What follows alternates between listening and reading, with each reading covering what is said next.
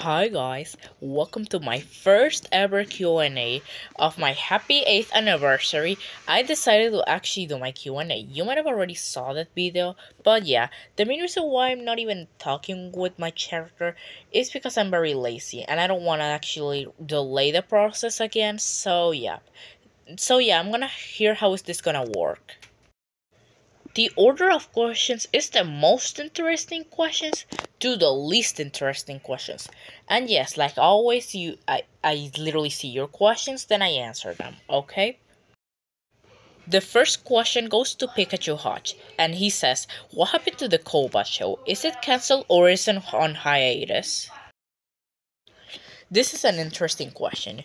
The main reason why Koba Show isn't getting any episodes is because I need an iPhone to record the next episode.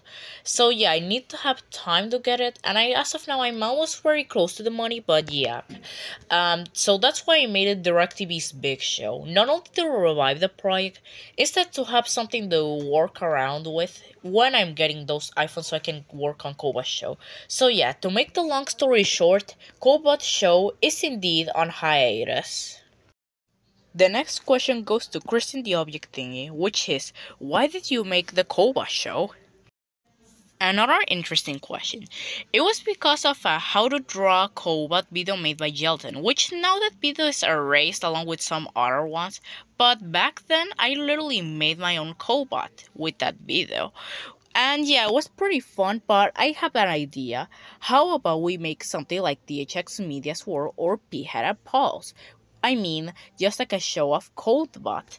Well, but instead of just making like gelatin-based characters, I decided to make popular brand characters. So yeah, that's how you see Burger King and other characters. But it was pretty cool to make, and yep, like I said, Koba Show is on hiatus.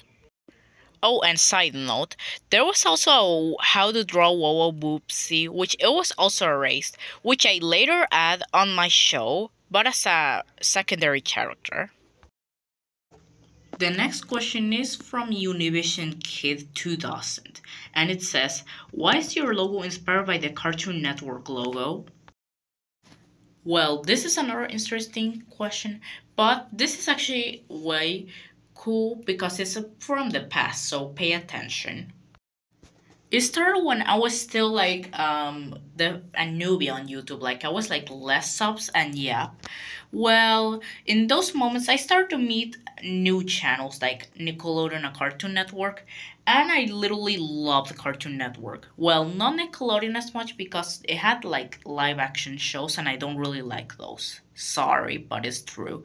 So yeah, Cartoon Network has animated shows which I actually love because there's like funny ones, like there was like a lot of variety there.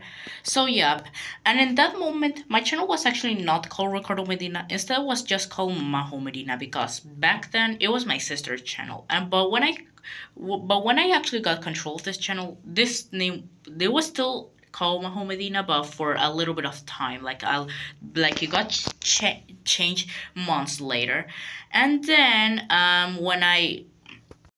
when I meted Cartoon Network, I immediately got loved, and then I actually got an idea to actually change the name to Ricardo Medina and also put my profile picture like if it was the Cartoon Network logo, but with Ricardo and Medina. So yeah, that's how I did it. But in that back then, I didn't meet BFDI. But when I meted BFDI, my OC was still like the Cartoon Network Ricardo Medina thingy. So yeah, that's how my OC is Ricardo Medina, but with the Cartoon Network design. And last question made by Victor Kibelia Mao, which is when Battle of Apps episode 1 will release. Don't worry, Victor, it's gonna come out soon. Be patient. Anyways, that's it for the questions. I mean, there's not much, but I literally wished for more questions, but unfortunately there was less, but don't worry, it was still very cool and interesting questions, so I literally liked your participation of questions. So yeah, thank you for all of those 8 years that I've been with you guys. So yeah, thanks.